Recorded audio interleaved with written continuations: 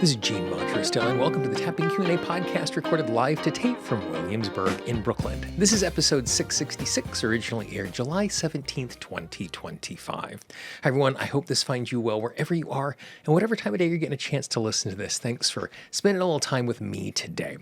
Now, as this episode goes live, tomorrow is our annual event called the 24 Hours of Tapping.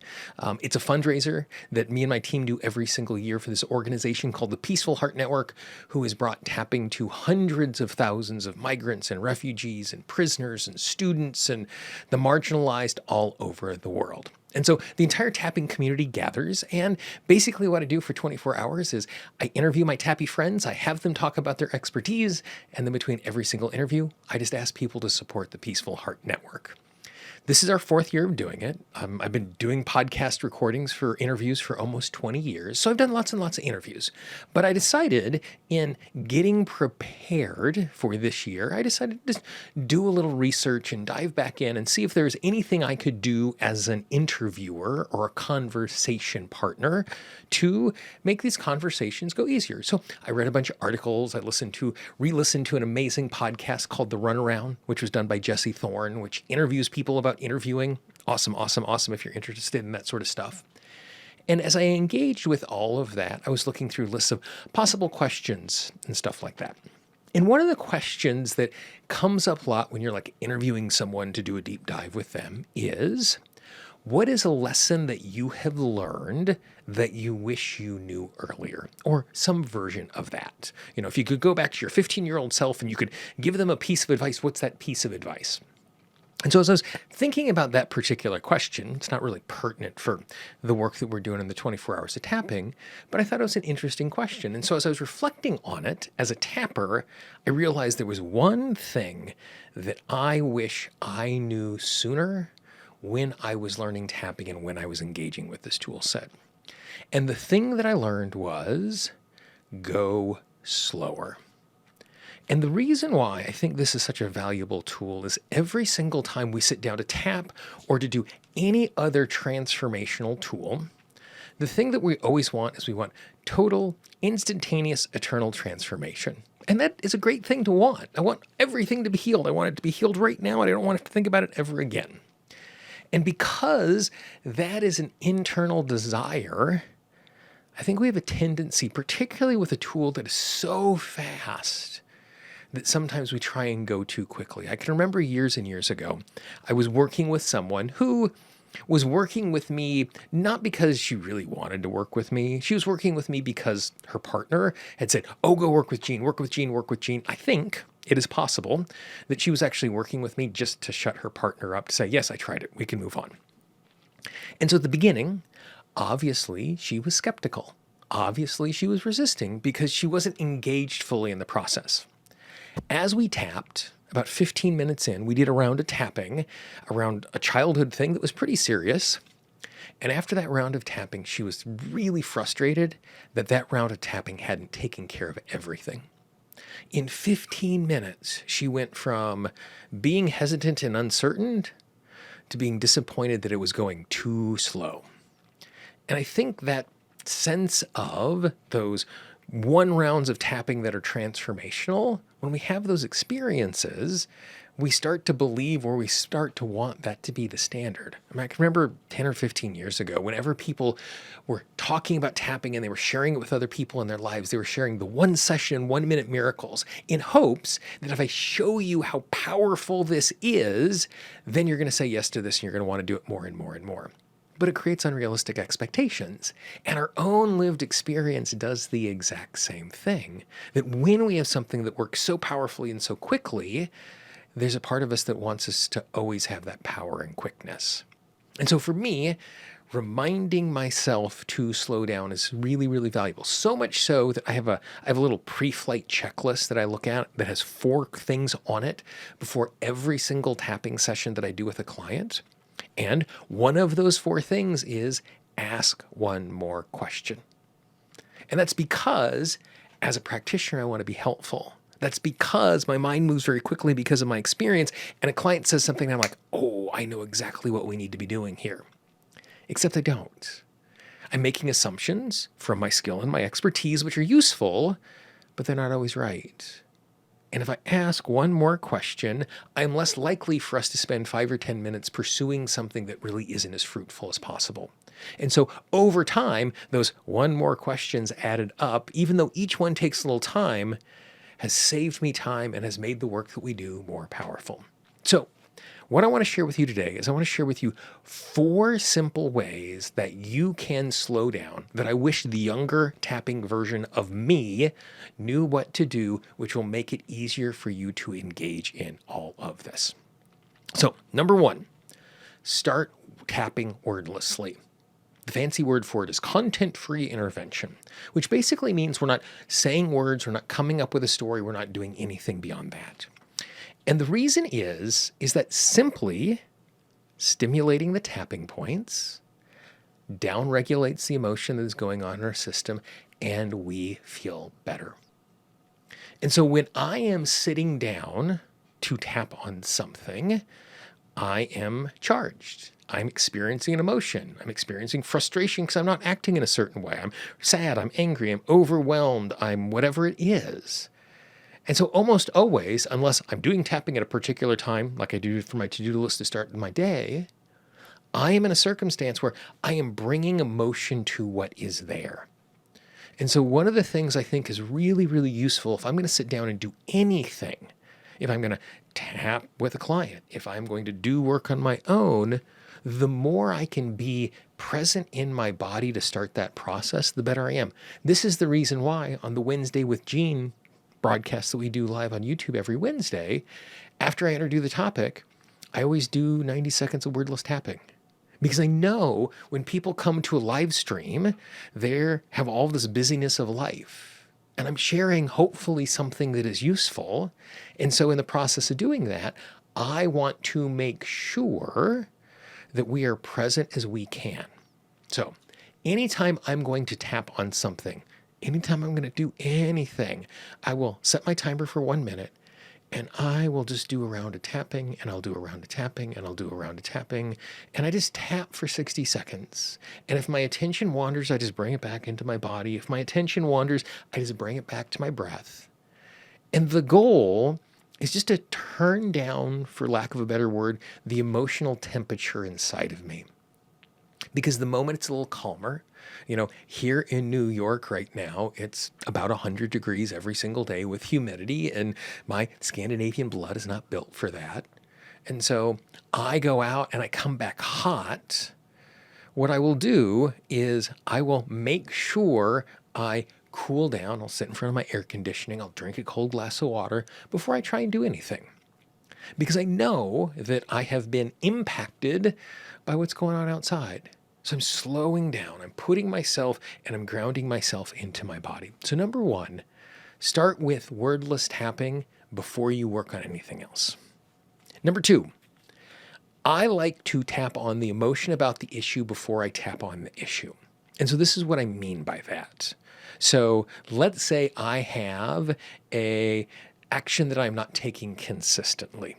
Let's say that I want to spend 15 minutes every single morning stretching, just so that I know, because I know at my age, stretching every single day is something that's good and useful for me.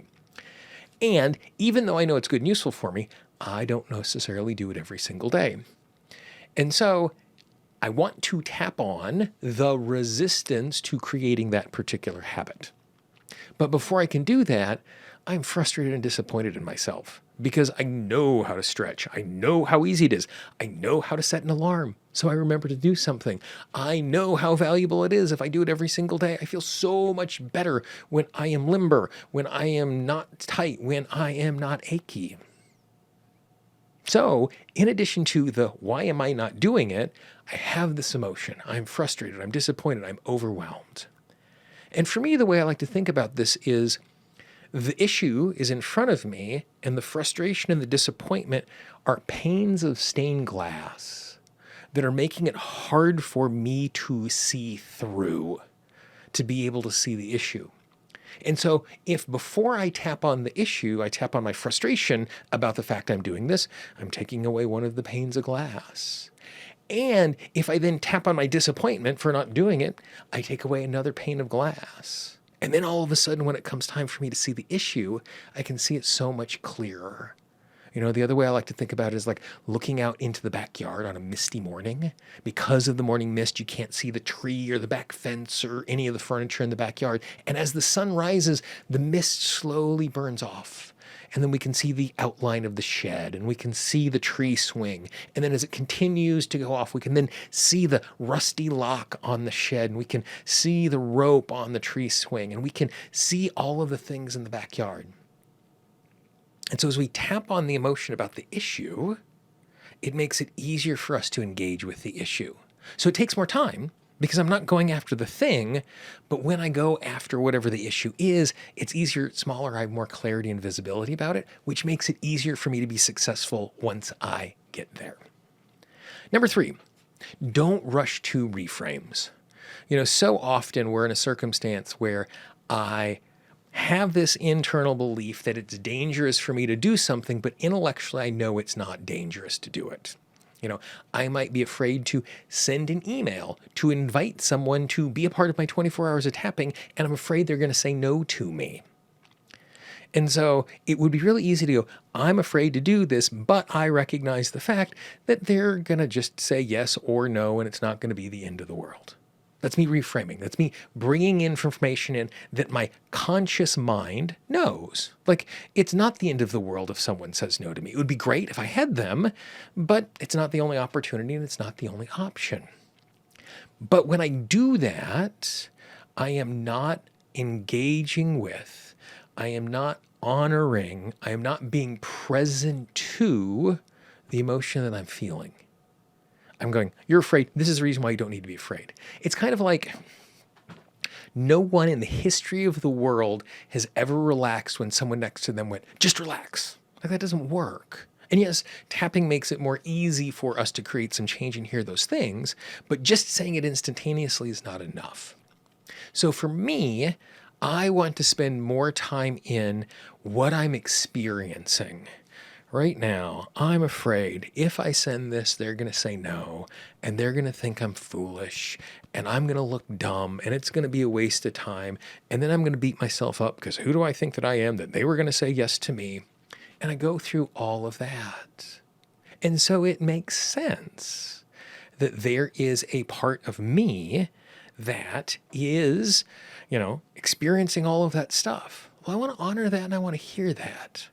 So spend more time with the thing that is going on before we get to the reframes. A while ago, I was talking to one of my clients, and she was really angry about something. And so I said, what I want you to do as your homework, if you choose to do it, is just tap on it, where it's just, I'm angry about, I'm angry about, I'm angry because, I'm angry about, I'm angry about, I'm angry because, I'm angry about. And then she goes, great, what do I do next? And I said, nothing. That is it. We don't need to rush to the reframe. Sometimes simply honoring and hearing the emotion is enough for us to have clarity. So give that part of you that wants to be heard, because that's all an emotion is a part of you that wants to be heard to keep you safe. Give that part of you permission to be heard before you rush to the reframe, and you might find you don't need to get to the reframe. And then idea number 4, do one more round of tapping. Do one more round of tapping when you think you are done. Oftentimes, what we recognize is we recognize relief. Let's say the intensity of my frustration is a 7, and that intensity drops down to a 2. That's great. And there's lots of things that I can do when that frustration and that intensity is dropped down to a 2. I'm more likely to move forward. I'm more likely to be able to take action and do it in a successful, grounded way.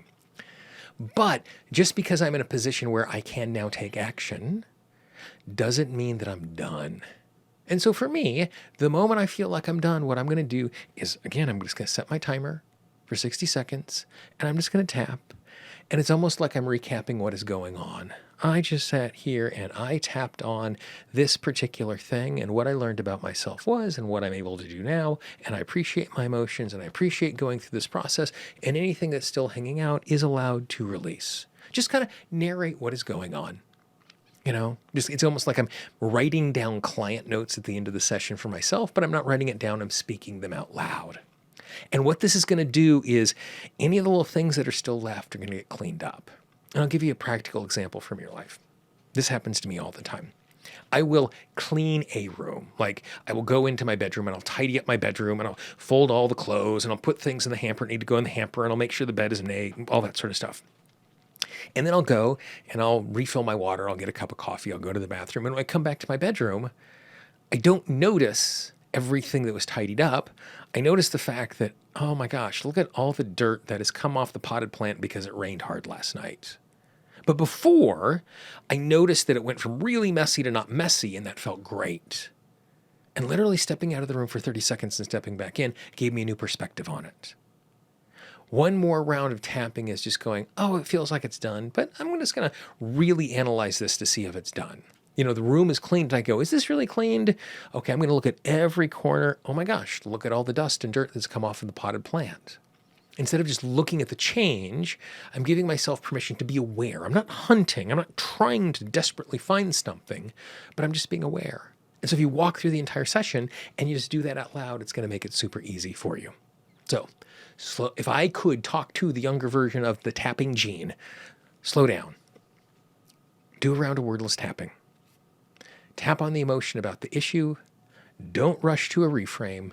And when you're done, do one more round of tapping and recap and refresh everything. If you add any of these 4 things into your tapping routine, I'm certain it is going to make tapping easier and more powerful for you to use. You're going to get more out of each round of tapping, which means every single time you sit down to tap, it's going to be more powerful. And because it's more powerful, you're more likely to sit down and do another round of tapping. So that's it. If you enjoyed something like this, if you know someone in your life who could use these little pieces of advice, please pass it along. We always joke about the fact that our marketing budget is your word of mouth. There might be one person in your life who could use this today. Pass it along to them. Don't spam our inbox. And even if you send this to them and they don't hit play, they don't listen along, they don't tap along, the fact that you've reached out and said, I'm thinking of you, is going to make a difference to them today. One of the things that we always do is at the end of each episode, and this is an idea that I got from Alex Schmidt from Secretly Incredibly Fascinating, is we put all of the numbers of the previous episodes into a random number generator to see an episode that you should also check out, because we got a back catalog that's 665 episodes deep. The random number generator this morning gave me episode 221, which is tapping for the emotions that animals pick up from their people. So if you are an animal lover, this is a perfect one for you. It's a conversation with my friend Suzanne Peach. It is a beautiful, lovely conversation. If you want to check it out, all you need to do is go to tappingqanda.com/221, tappingqanda.com/221, and you will find that episode and you can tap along with Susan and myself.